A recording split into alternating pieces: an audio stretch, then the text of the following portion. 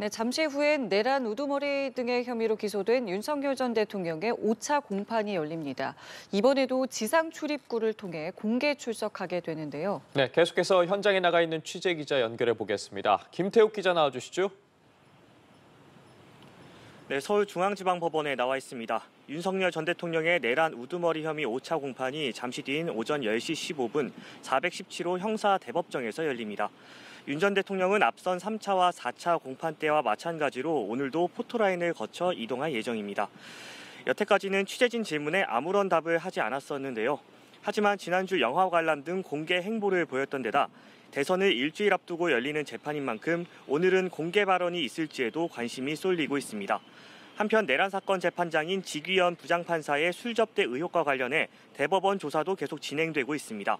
지 부장판사는 지난 22일 대법원 윤리감사관실에 해당 만남이 친목 모임일 뿐 모임 시기와 결재 주체 등이 다르다는 소명 자료를 제출한 것으로 알려졌습니다. 지난주 4차 공판 시작 당시 지 부장판사는 의혹 제기 내용이 사실이 아니라고 밝힌 가운데 오늘 관련 논란에 대한 추가 언급이 있을지에도 관심이 모아지고 있습니다.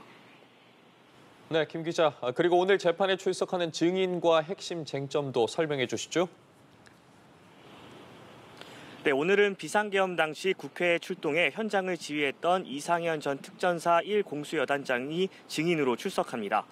이 전 여단장은 지난 2월 국회에서 곽종근 전 육군 특수전 사령관으로부터 윤 전 대통령이 문을 부숴서라도 국회의원을 끌어내라고 말했고 전기라도 필요하면 끊으라는 지시를 받았다고 밝힌 바 있습니다.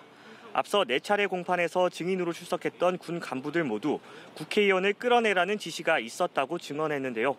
검찰은 이 전 여단장이 계엄 당시 부하들에게 지시를 전달하는 통화 녹취를 확보한 가운데 오늘 재판에서 공개할 계획인 것으로 알려졌습니다.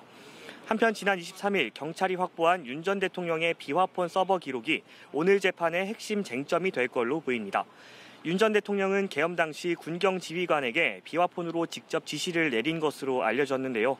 앞서 검찰은 윤 전 대통령과 지휘관들의 정확한 통화 시각과 횟수 등이 담긴 비화폰 기록을 확보하지 못한 채 기소한 바 있습니다.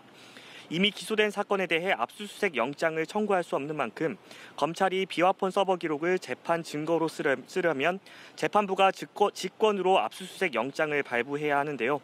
검찰은 재판부의 비화폰 서버에 대한 압수수색 영장을 직권으로 발부해달라는 의견서를 낸 가운데 재판부는 이르면 오늘 공판에서 이에 대한 판단을 밝힐 것으로 보입니다.